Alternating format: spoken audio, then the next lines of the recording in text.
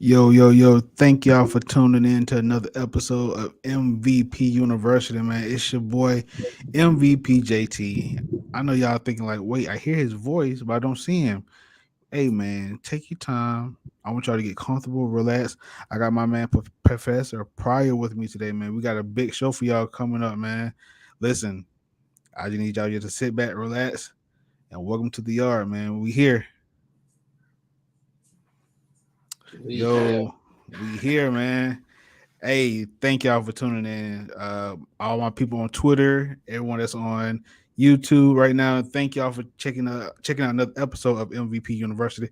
You know, last week we were had a little hiatus, but yet and still we came back better this week, and we coming back with some big topics. I mean, can you believe it? Alabama was knocked off. Like last okay, I'm not gonna jump into that right now because that's gonna be for on the yard topic. But I yeah. want to say shouts out to every Georgia Tech fan right now. Y'all are currently right now. You guys are losing, but still though, you know it's they They got got a a pulse. pulse. They got a They pulse. got a but man, their offense is stagnant right now, man. Listen, um, Brent Price currently undefeated as head coach. He's 2-0. They are they're responding a lot better to him than it's. I mean, it's they're playing hard. Like they have bought into the. I don't know what it is. Like we said a few weeks ago, I don't know if it was the system that Jeff Collins had going on, if it was the way he was coaching, but this team looks completely different. The defense is being don't break. Yeah. I just think, I mean, real simple. I mean, if you look at how the Yellow Jackets are playing now versus how they played with Jeff Collins, it was almost like they came out and played hard that first game against Clemson. They were kind of in it. Clemson was kind of shooting themselves in the foot. But it was like after they lost that game, there were some games they were playing like they didn't even want to be out there. Right. I think it became very evident, very clear that Collins had lost that locker room. I I will say that. I will say this he about lost the locker room a long time ago though. yeah, Honestly. I will say this about Brent Pry, and the Georgia Tech AD has kind of come out and said, he's not in a huge hurry to hire the new head coach. Well, sometimes it's okay to just take the interim tag off the interim coach, Right. and it I and it works. I'll say this: if Georgia Tech makes a bowl game, he's the head coach. I think if they go 5-7, he's the head coach. So go out of your way, go to SaturdayBlitz.com, check out this week's ACC Power Rate rankings. If you look at Georgia Tech's remaining schedule, right now they're what 3-3. 3-3. They've got, in my opinion, they've got three winnable games on this schedule. Um, Unfortunately, one of those winnable games they're currently losing because they're losing to Virginia. Man, listen, But they got the ball. They got the ball. Fourth quarter. but that deep man, listen. So I'm watching the game. Their defense is literally suffocating. You know what I'm saying? It's just the offense can't move the ball. I Well, don't. one thing I don't know is Jeff Sims playing? Well, he got hurt. Okay. He's out right now. I don't. I think this is the rookie, the freshman that's in there Well, right now. he is 4-17 for 52 yards. That may be a bad beat for the Yellow Jackets because they needed him.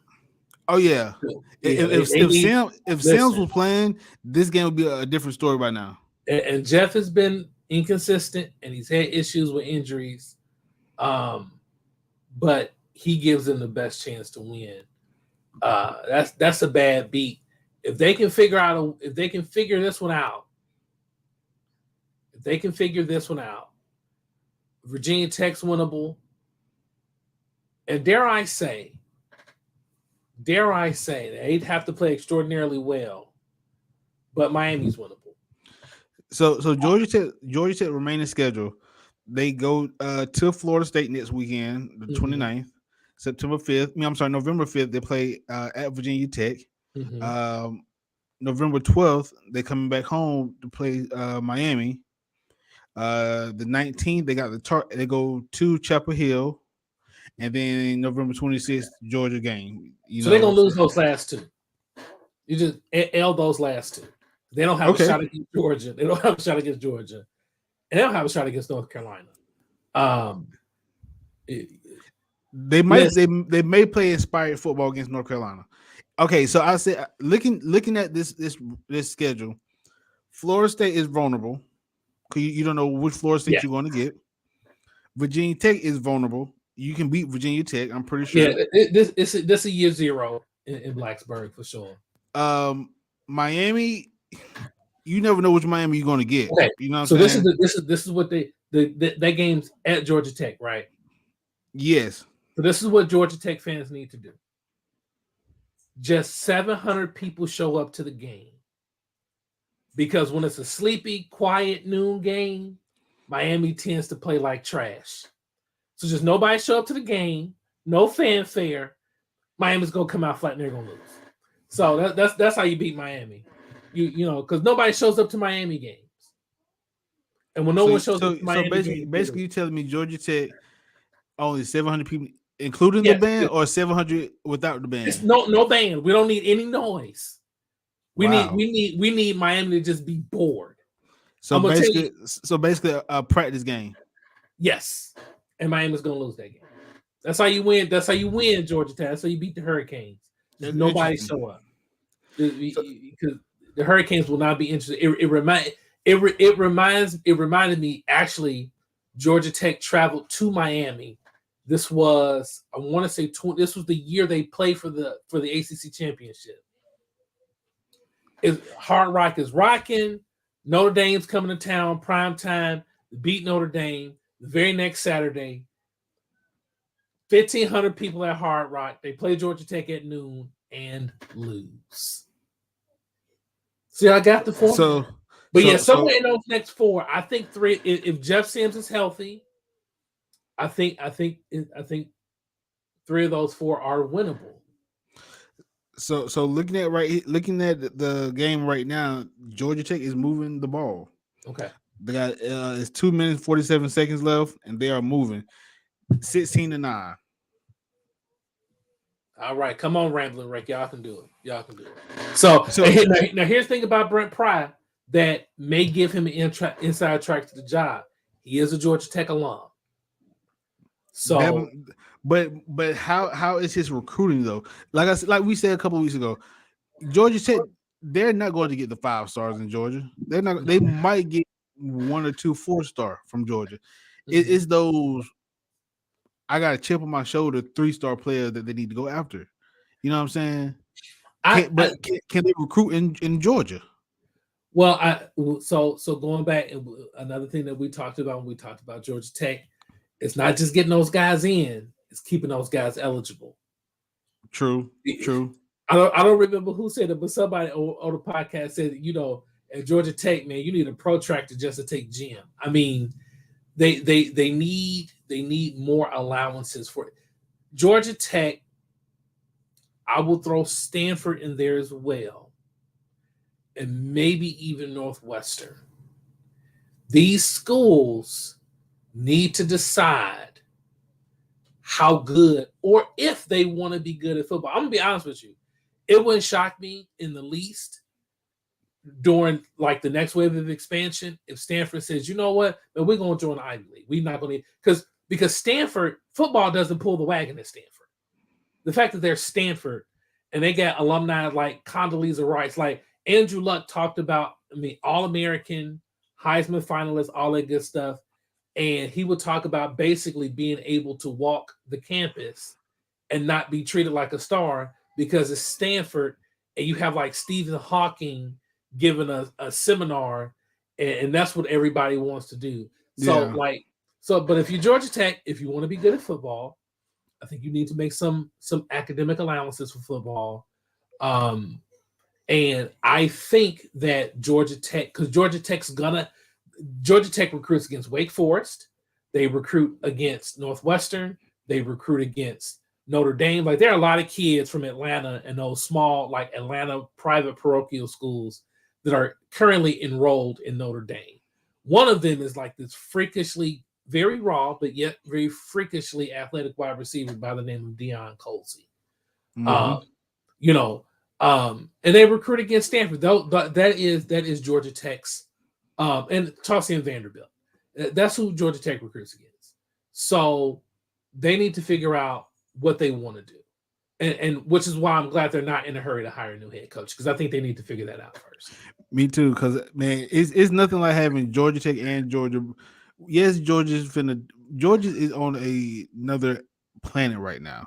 But when Georgia Tech is competitive, and that game just seems that's one of the best last game of the seasons to watch, other than Florida State. Can I ask you a question? What's up? You brought up Georgia. If we could pivot just a little bit, I was listening to somebody talk about, because of course Alabama lost, so end of the world, the apocalypse is upon us. Jesus is about to crack the sky, and we shall behold him face to face because Alabama lost the football game, right? And so, of course, now is this the end of the dynasty? So the question is, if this is the end of the dynasty, who's next? But here's my question. Can a team replicate in this coming climate of college football? Can a team come close to replicating what Saban's done over the last 15 years? Okay. The first segment of that question is this the end of the dynasty? No. Reason being, Saban's going to be coaching until he's 82. You think Saban gonna coach that long? No, I don't. But the world is Alabama is his. Mm-hmm. So as long as he's coaching, he's going to recruit. The name Alabama alone is going to give you whoever you want to come to that school. You can be a eighth grader and the best eighth grader in the world, and you already predicted a 5-star coming out of eighth grade going to your freshman year. And if Nick Saban wants you, he's going to get you. So is this the end of the dynasty? No. Who can replicate what Nick Saban has done? Is only one person, one university. Who is that? Georgia. And here's why I say that. But I say that because what Kirby is building, he's building a Alabama junior. Mm-hmm. But will Kirby stay the tenure as Nick Saban has? Oh yeah, he ain't going nowhere. I don't think so. Because I mean Kirby's Kirby, he's a hometown. He's a Bainbridge, Georgia native. He went to University of Georgia, played DB in Georgia.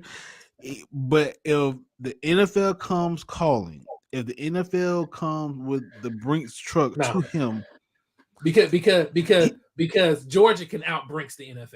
They can, but what coach do not want to at least taste the waters? What college coach do not want to at least test to see, okay, am I only good in the college ranks, or can I do this? Can I be successful in the professional ranks as well? Nick Saban, for instance. Okay, so look at Nick Saban. Look at Steve Spurrier. Look at what was the other coach? Urban Meyer. We can't even count him. You know what I'm saying? Bill O'Brien. So it's certain coaches that have done NFL and college. Only one has been slightly but decent successful. So I don't think Kirby. I don't know. I don't think he's an NFL guy. I think he's a college lifer. I don't think he has any desire to go to the NFL. Now you got to keep in mind with Saban. Saban was a grad assistant at Toledo, but when he left Toledo, he did coach in the pros. He was on the Bill Belichick staff in Cleveland. Yeah. So he had some tick in the pros. Bill O'Brien started off in the pros before I want to say he was with the Patriots He was before he offensive went to coordinator. Penn State. And then he went back to Houston, which I don't know why they decided to give him run of that organization. He's a great football coach, but can't everybody do what Bill Belichick does? Right. Which is kind of my point to the question. I will argue the most successful college coach. Okay, well, technically, the most successful college coach who went to the pros is Bill Walsh. But if you're talking about a guy who spent like a lot of time in college, I would argue John Robinson back in the 80s and 90s. He coached USC when they were good in the 70s and 80s when they were running back U. I mean, he coached OJ and he coached. No, that was John McKay who coached OJ. But he coached Charles White and those guys. Then went to the Rams. The first time they went LA with Jim Everett and Flipper Anderson, those guys made a couple of championship games. But Kirby doesn't strike me as a pro guy. My thing is I'm curious to see. When I talk about this, keep a couple things in mind. You look at what Urban did at Florida. Mm-hmm. Look at what Pete Carroll did at USC. Mm-hmm. Man, those weren't 15-year runs though. And the fact that Saban's won 6 natties at Alabama in 15 years. Yeah. I don't think anybody can replicate that. I think that's the anomaly. Urban Meyer got to Florida when 2006 after he was after was he after Muschamp after Ron Zook? Ron Zook. He came after Ron Zook. Okay. So he got there in 2006. Mm-hmm. He left in what 2010. Mm-hmm. Yeah, that's not. Yeah, you're right. That's a really good point. No coach has really. Yeah, I mean, you go back to you got to go back. You got to look at. I think the most comparable run, maybe what Bowden did at Florida State. I mean, it was as far as what. Well, so the thing is, the way they determine the national championship then is different from the way they do it now. Even at the start of Saban's run, I mean, when Bowden's got 2, mm-hmm. but was it 15 years? I know it was like 20 years ranked in the top 10, but like 15 of those were like in the top 5. So maybe you can project, if you got a time machine, you could project some of those teams that finished second. Maybe you put them in a 14 playoff, they could win the playoff. Yeah, but I think with what's coming in college football, expanded playoff, possibly. Okay, I'm just going to be honest. I think at some point universities are going to pay players like employees because they're going to try to take these agents. No, they're going to attempt to cap money. Mm-hmm. And then these agents are going to take these schools to court. And the courts are going to say you cannot collectively bargain with people who are not employees. And when they do that, then invariably the university is going to say, fine, we're going to take these hundreds of millions of dollars in revenue and split it up amongst the team. And that would actually be prudent for universities to do because players are going to try to unionize. Yeah. And there are too many players to have a strong enough union. And that's how you be able to get the players. And then plus, you know what I'm saying? A lot of these is a lot of students, it's a lot of athletes Mm-hmm. to try to make the union. And then at the same time, the union's going to change every year. It's not going to be the same board because you may have Bryce Young as the president over the union, but once he goes to the draft, he's out. You Yes, know, exactly. so that's a good point where they might, but I don't think the union's going to be strong enough to really do it unless you get a, I guess get like I don't know. I guess a higher figure to kind of sort of oversee the entire union to be the Mhm. voice for the students. And you may be able to do that, but I think with all of that's coming, I think you won't see equity amongst all of the universities as far as talent. But what you're starting to see is you're starting to see more talent distribution amongst the top. So like you're not just seeing Alabama and Georgia hoard all of the talent. Right. US Ohio State is getting some of the talent. I think with Lincoln Riley in Southern California, I think you're going to see USC keep a lot of that talent in that footprint now. And they'll probably get some East because the prudent thing for SC going to the Big Ten, of course, now you can get linemen because they don't really grow linemen out west. So Right. so I think with that, I think it's going to be more difficult to do what Saban's done in this new landscape. I do. I think it's anomalous, and folks just really kind of need to appreciate greatness while they see it. Yeah, man. Because I don't think we'll ever see something like this again. But hey, for everyone who's checking us out right now, we're gonna have a topic pop up on our Twitter feed. Follow us on Twitter _MVPU _ and we're gonna have a topic we're gonna drop. And we want y'all to chime in, man. Um, give us some feedback off the show. So we want to kind of sort of build our fan base here. So I want y'all to help us interact with us on Twitter. We also gonna drop our individual Twitter handles as well. Yeah, man, we finna grow and go with this podcast. So yeah, next thing up, we're gonna do the only y'all topic.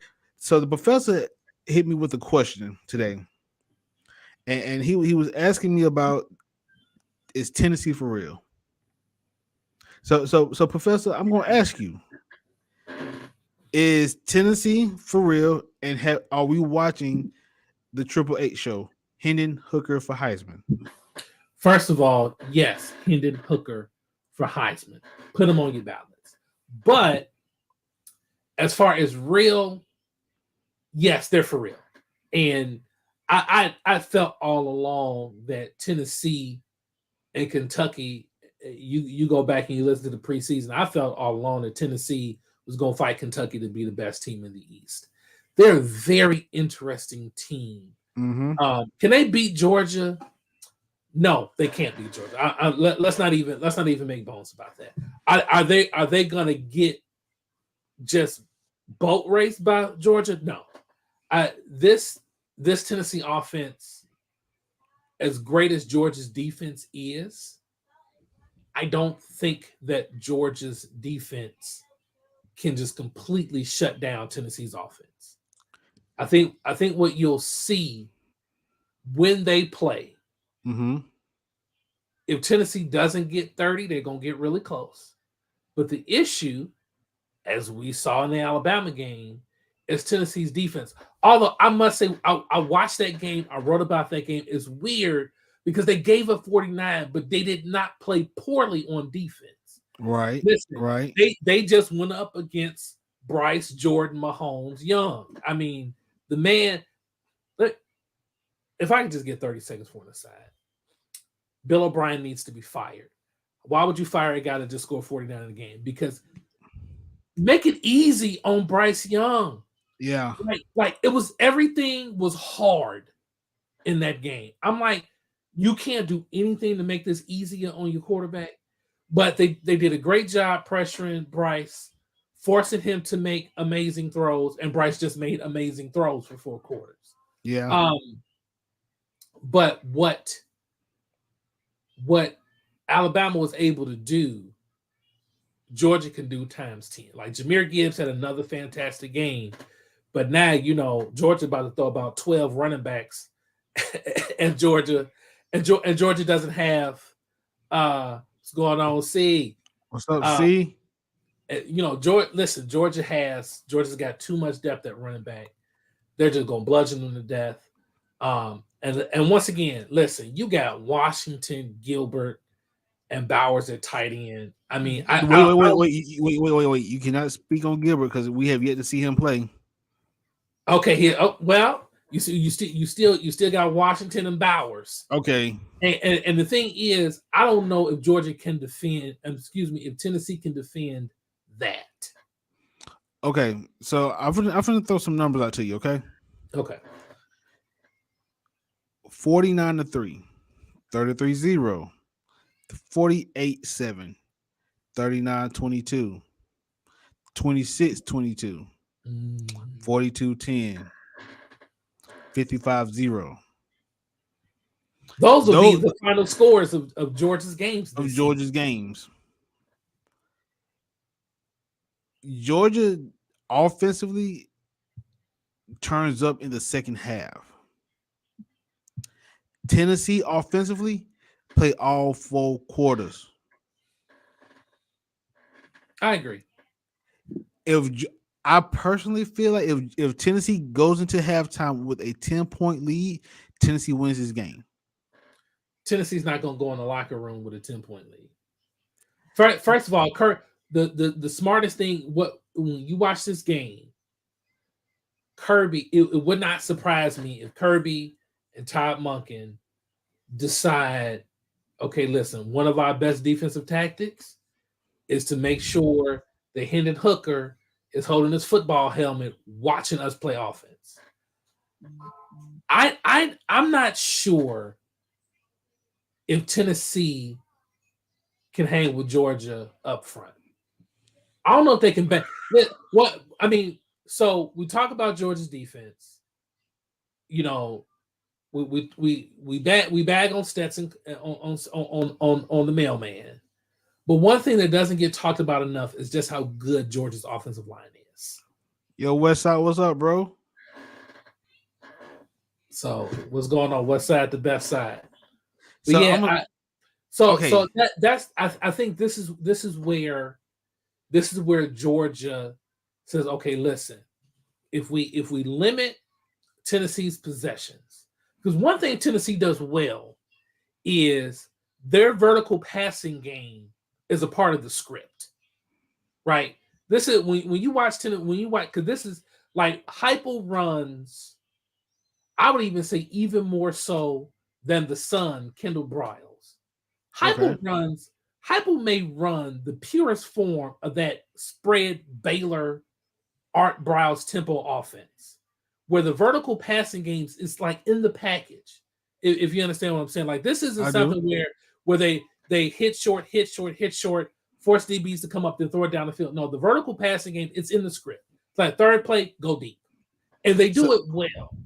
Now here's the question: Can Tennessee's O-line that they blocked Dallas Turner and Will Anderson well enough to go downfield against Alabama? Can they block Georgia's D-line way? If they keep Georgia's defense unbalanced, I think so, because Jalen Carter's hurt, so I don't think he's going to play, and without him anchoring that middle, Georgia defensive line is not the same. 2, I think Hendon Hooker as a quarterback is going to dissect that defensive line to where they're going to be confused with his feet. They're gonna have to stay. Somebody gonna have to stay home, and if they stay home, that's when you open up the passing game. The running back is gonna do what they do. I think offensively, Tennessee is the only team that can beat Georgia this year. I agree with you. My thing is, you never know what offense is going to show up for Georgia. You got the offense that put up 55. You got an offense that put up 49, but then you turn right back around and offense that struggled against Kent State, offense that struggled against Missouri. You know what I'm saying? All of which is true. So my thing is, when they play Georgia, Mhm. November 5th, who's showing up? The game's at Georgia. And it's between the hedges. It's between the hedges. I hope when they release the time, I hope it's a night game. Oh yeah. If it's a You know night game what? between the hedges, oh You know my what god. though? You know what though?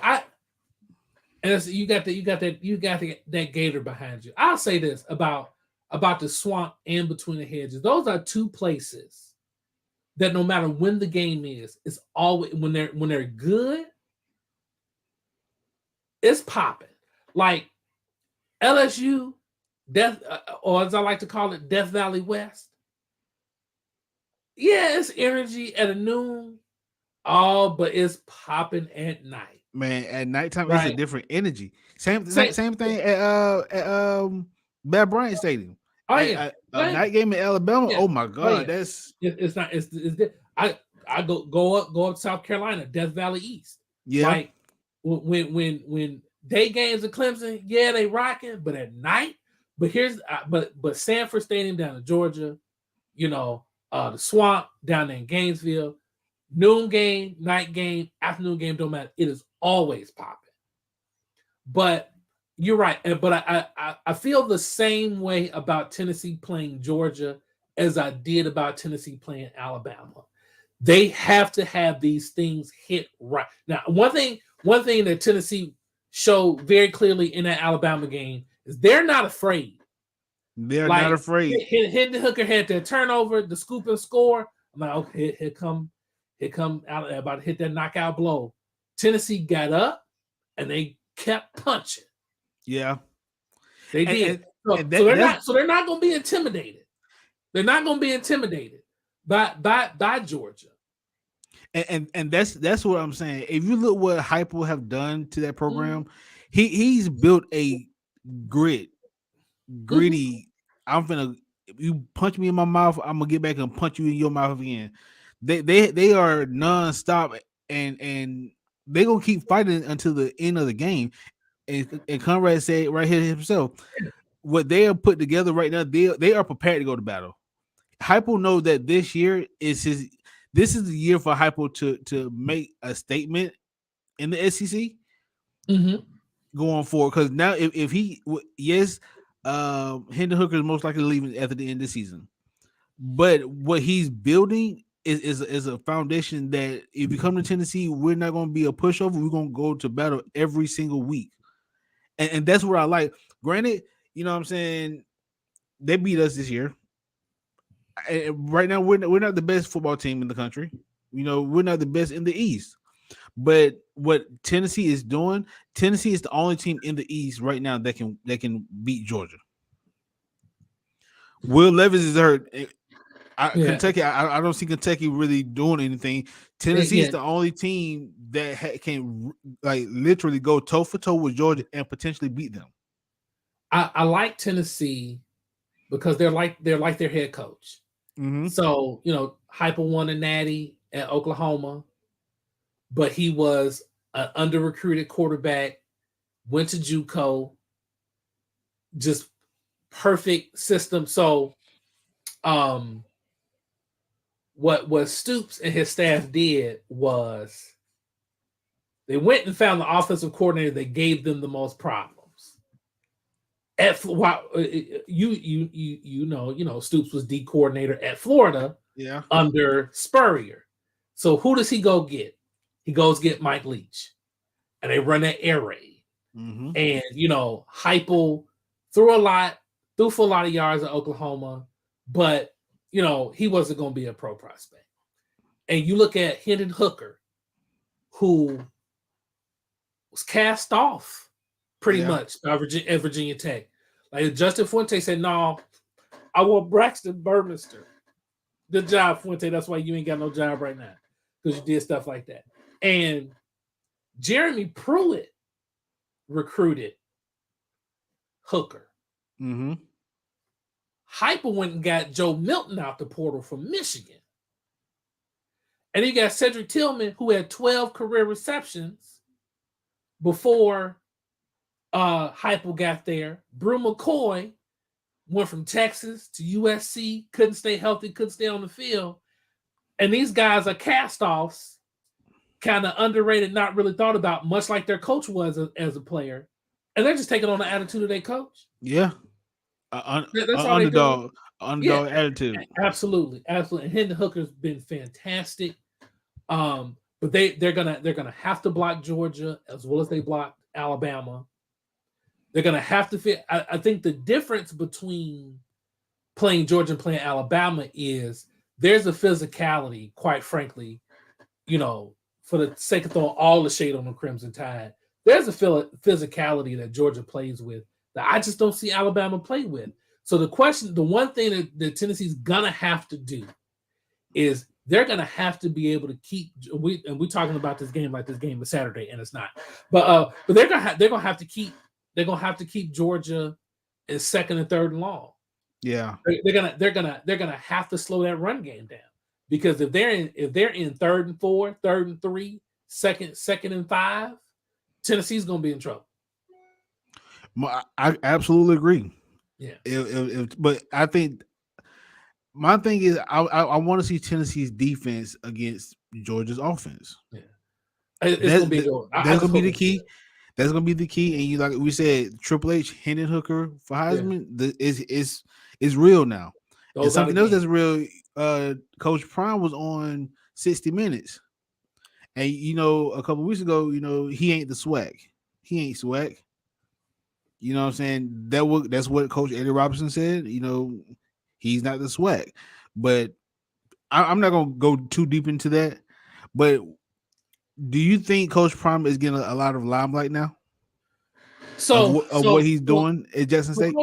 Coach Prime has kind of hit two stops. Not only was he on 60 Minutes, he was on the AP Top 25 podcast with senior writer Ralph Russo. I listened to that pod. I listened to 60 Minutes. So first of all, in both, it was a lot of information that we already knew. So Prime is being strategic. Mm-hmm. I was thinking about what I wanted to say, because the big comment was, if basically the question was, well, if one of these Power 5 schools with all these resources says, well, you give the number, would you consider leaving? And he said, yes, I'd be a fool not to. Mm-hmm. And a lot of people, in the media took that and ran with it, and with good reason, because on one level, everybody's saying, well, that's just Prime being in it for Prime. Right. And that's what we all knew about him in the first place. But I don't know. I listened to Bomani Jones, and I actually wanted you as a HBCU grad. I do kind of want to get that he ain't swag take, but I'll say this, and I just want to give you the floor to talk about this. Not that I don't. Okay, I don't feel qualified, because as I joke about all the time, I went to the opposite of an HBCU. Okay. I do have something in common with an HBCU. I did go to one of the 2 last all-male colleges in the country. Wabash and Morehouse are the last 2. But Bomani Jones, he had talked about how he went to a memorial service for one of his instructors. He's the HBCU grad. He's a Clark Atlanta grad. He had made mention that one thing that she had told them was one of the reasons she never got her doctorate was because she knew the work it would take to get her doctorate would take her away from what she loved doing the most, which was teaching. She would get the doctorate, but it would take her away from these young people. And I know that having resources, and it is obvious that if Deion Sanders from Fort Myers, Florida State grad, first round pick, NFL Hall of Famer, if that man goes to a Power 5 school, cancel Christmas, because he getting them all. He has, the way he's recruited to Jackson State and the model, it's hard for me to believe that he couldn't at very least recruit with Kirby and Cristobal and Saban and Dabo and Lincoln Riley. He could with the resources. So, but I hope that he says, yeah, you know what, I could. But what I'm doing here, we often talk about legacy. Mm-hmm. And people too often tie the national championship with legacy. Mm-hmm.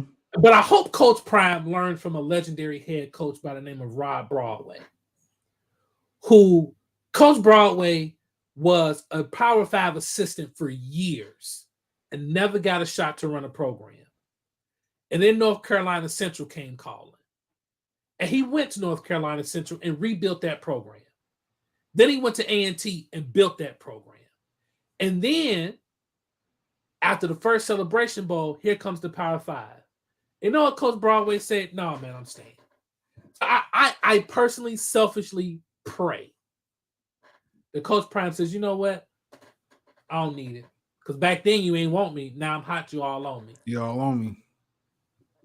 Because they clowned the man. I'm sorry to get so, but they clowned him. He was a joke. He was. Because he said he wanted to coach. And now he's proven how great a coach he is. And now everybody wants him. I hope he tells them no. So I would say this. If Coach Prime goes to a Power 5, I think just him being alone and what he brings to the table as far as resources and swagger, any Power 5 he goes to, he's going to turn it into a legacy. He's going to leave his mark. I pray that he does not leave Jetson. I pray he do not leave the SWAC. It just, like we said earlier, coach is going to get that call. Coach is going. They're going to interview. They're going to make that call. But with his legacy, man, he has what it takes to become one of the, if not the best HBCU coach ever. He has the potential to make Jackson State the HBCU of all HBCUs. But yeah, it's gonna be interesting, man. This Coach Prime conversation is going to be something that's going to be going on for years as long as he's coaching. Yeah. You know what I'm saying? So it's only going to get better, and he's only going to continue to defeat the odds. He's going to continue to shine and still coach his way. He's not, and you notice he don't coach no other way but his way. That's true, and that's what I like about Coach Prime, man. But that's my take on that. And it is what it is. Coach Prime is Coach Prime, So and he's already said it was one job he ain't taking. So everybody got him going to Auburn. He said, "No, I'm good." Yeah, he's straight on that. He's straight on that. Which I don't know. Prime actually might be able to sit down and tell them, "Look, y'all, I thought about this." And I don't know, you may not be old enough to remember this, JT, but I remember reading Sports Illustrated after Gene Stallings left Alabama amid all this NCAA stuff. And people were questioning, could you win in Alabama anymore? And the problem was the same problem in Auburn, which was the boosters. Yeah. And the boosters were the ones that decided, hey, we should hire Dave Shula instead of hiring Sylvester Croom, which would have made more sense. A, because Croom was a Bear Bryant guy, and B, you have the opportunity to two times kind of integrate the SEC. You did it with players, and you could have did it with the black head coach. But you went and you hired Dave Shula, who was cheeks with the Bengals. And I don't know why you thought he'd be better in college. And you hired guys like Mike DeBose and Mike Sherman. There's a lot of Mikes. And Mike Price before you got Saban. And when Saban went to Alabama, he basically said, look, if you want me to coach, I'll coach. But y'all got to get out my way. And if I don't win the Natty, fire me. I think Prime could probably do that maybe. the cynic in me said, I don't know if all them rich white dudes gonna want a black dude to tell them that. I just gotta be honest with that one.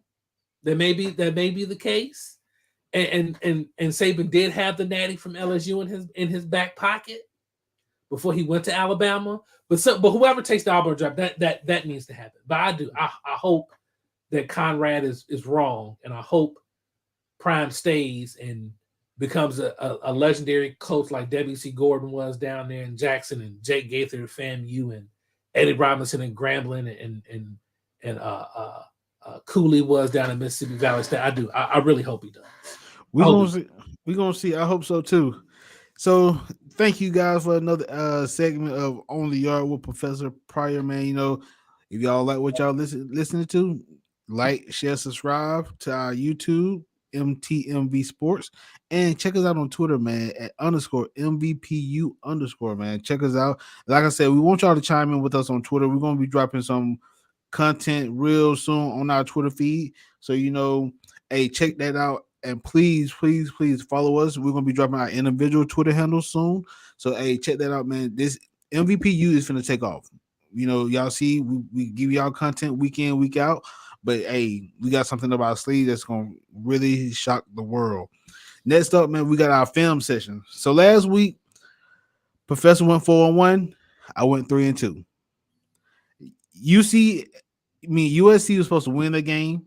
I don't know how the Utes beat USC. USC was supposed to win the game. I'm not gonna say that. Kansas just disappointed me altogether. Me and Professor both picked Kansas in that game. Yeah. That game was just. I picked Kansas with my heart. But when I heard Dylan Gabriel was coming back from Oklahoma, I was like, uh-oh.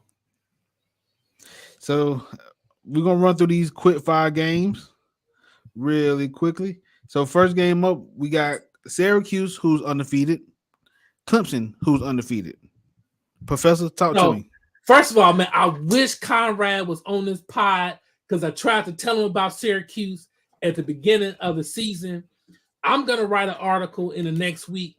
I'm calling it the All Mesh Point Nightmare Team. Listen, Gary Schrader is white Cam Newton. He's just a little bit slower. That is one of the Mesh Point nightmares, because what are you going to do? You listen, don't throw no 2s and 3s at big old Gary Schrader. And if you throw 2s and 3s at him, he ain't gonna do nothing but hand to Deshaun Tucker. But this game is on the road for Syracuse. I am through the moon because I'm a Dino Babers fan. I'm glad Syracuse is doing well, but y'all, the run comes to an end. Brian Brazee's playing. KJ Henry's playing. Xavier Thomas is playing. Clemson got monsters all on that D-line. The secondary is getting healthy for Clemson.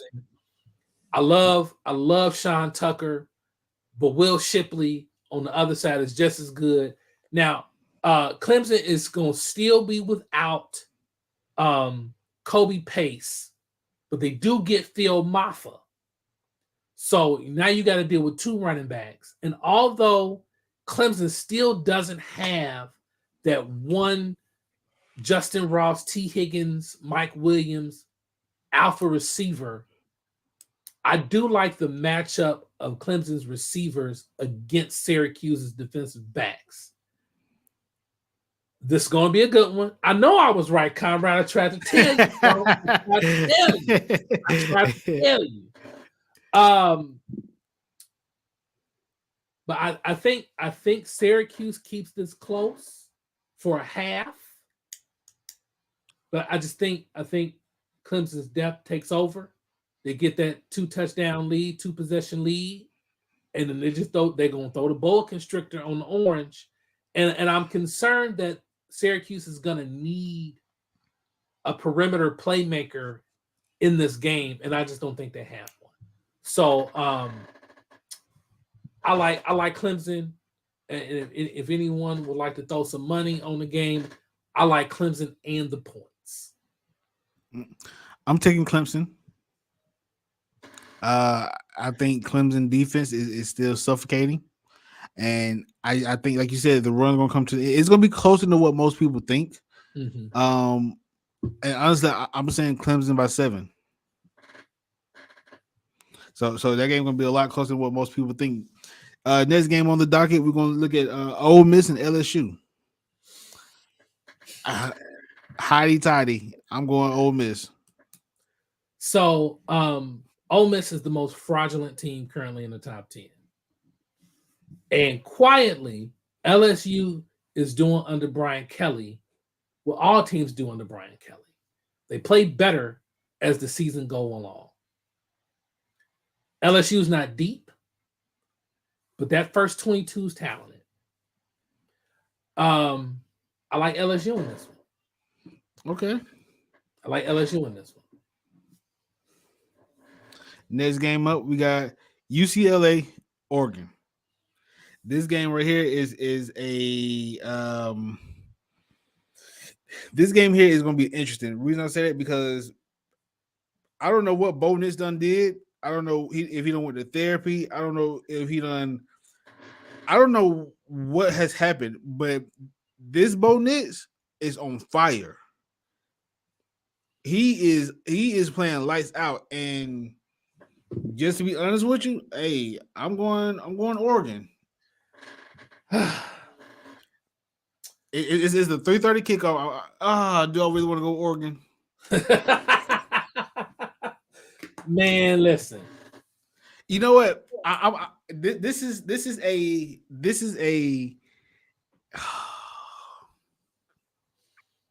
pick'em.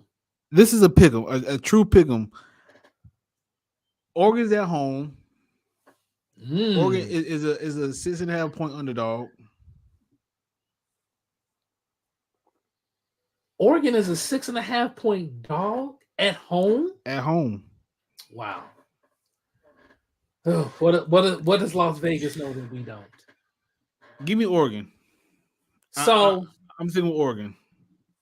So we haven't seen Bad Bo Nix. We have. Well, we haven't seen Bad Bo Nix since Oregon. I mean, since Georgia.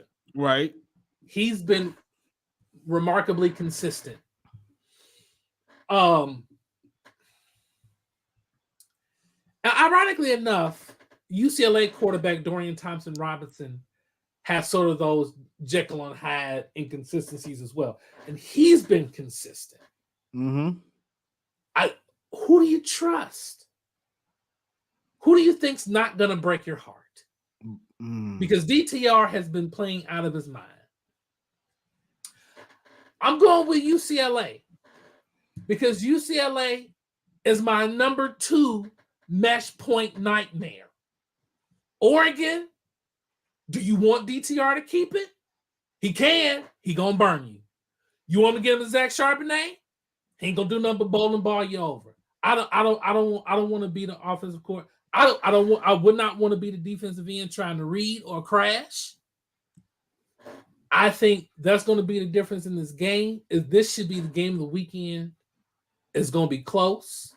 I would take the points with Oregon, but I think UCLA wins this one. I think this is the game that UCLA legitimizes themselves as a legitimate threat in the Pac-12, and Chip Kelly lets everybody know I'm still the smartest dude in the room.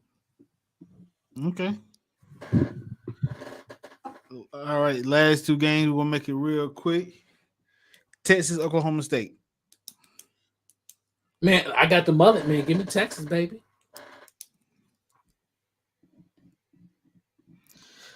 All right. So when we ran across this game, I was thinking about this. Is Texas really Texas? No. Is Oklahoma State really the Oklahoma State that we know?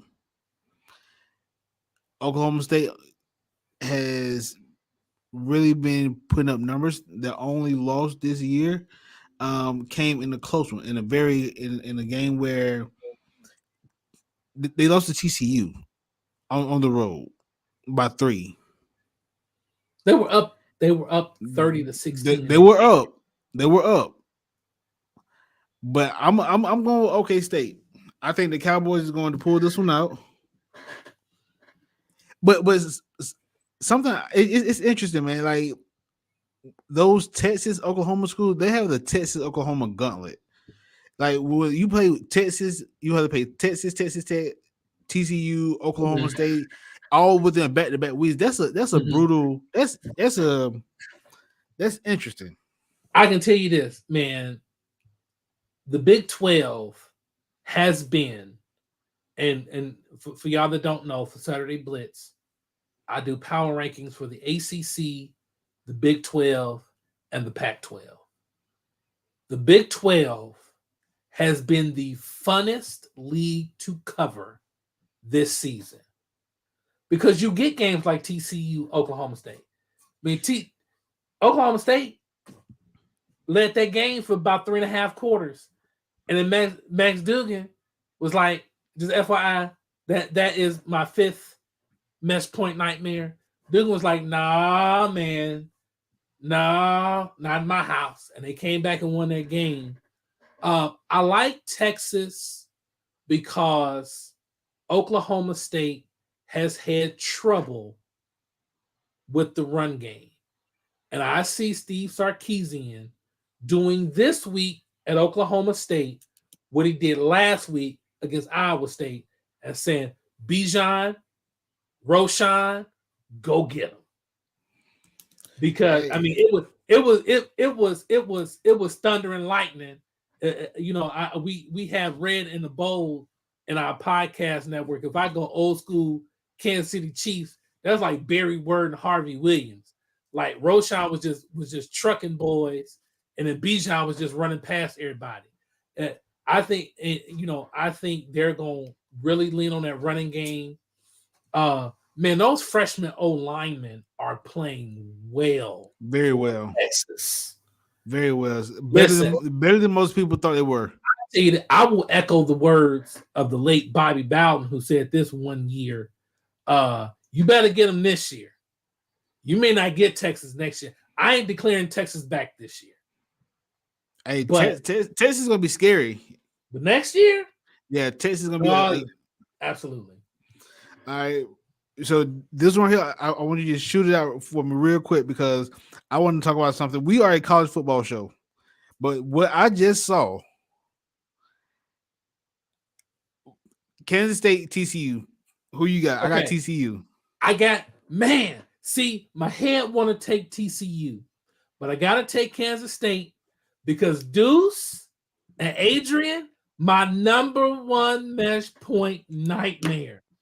Man, listen, Deuce Vaughn is the love child of Darren Sproles and Michael Turner. He about 4'9", but he got legs like tree trunks. You can't find him behind the O line. I think I do. I like Kansas State to grind this one out and get this win and give TCU their first L. Okay. So while we was here live on the show, we just got a notification of a major NFL trade. Did you get it? I did not. Christian McCaffrey to the 49ers. Ooh, Oh man, listen, they are doing their best to keep Jimmy G in San Fran. hey, we're not an NFL show by no means. But wow, Christian McCaffrey to the 49ers. So now not only you got Debo, oh my wow. I'm like, what are they? What are they getting? So it has they Are they haven't gave getting out picked? they getting picks, but man, that's gonna be scary. If McCaffrey can stay on the field, y'all listen. That's gonna be I'm trying to scary, look. bro. I want to look in this camera because there may be some San Francisco 49er fans that are watching us on YouTube. You may listen to us any way you get your podcast. And I want to be very clear. Jimmy Garoppolo is not a good quarterback. And your organization made an even worse mistake by trading picks to getting Trey Lance. Agreed. You pray and thank the good Lord that D'Amico Ryans is your defensive coordinator. But Kyle Shanahan getting Christian McCaffrey, That's gonna be that listen, scary. he gonna handlebar his mustache like mine. He gonna get a lab coat and a sinister mad scientist laugh. And he's about to do some stuff with Christian McCaffrey. It's gonna go down. Because a guy like McCaffrey in the hands of an offensive guy like Shanahan, that's only limited to Kyle Shanahan's imagination. And I think Yeah. Kyle Shanahan may have a pretty doggone good imagination. Man, this is gonna be crazy. But I'm sorry, guys. We had to talk about that real quick. But thank y'all for tuning in to another episode of MVP University, man. It's your boy MVP JT, Professor Pryor. Like I said, follow us on Twitter _MVPU _. Like I said, we're gonna drop all of our Twitter handles below in the comments. Hey, if you like what you see, like, share, subscribe, and just interact with us. And also we're going to need y'all help with our mascot. So Professor, he's gonna drop some knowledge for y'all on Twitter. Be on the lookout for that. And hey, what can I say? I'm gonna go to the student center, man. We're gonna talk about this trade. Madden. Yeah. Hey, I might get online play Madden, man. Who knows? So listen, literally, the professor has homework. So that's what I'll be doing. Hey, man. So like I said, hey, shouts out to our bro Conrad. We miss you, bro. Can't wait to have you back on. Yes, sir. It's going live real soon.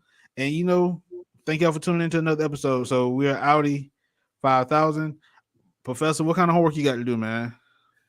I have to write a little 2-page essay on a blog about assistant principals. Nice. Because I am in school trying to get I'm getting my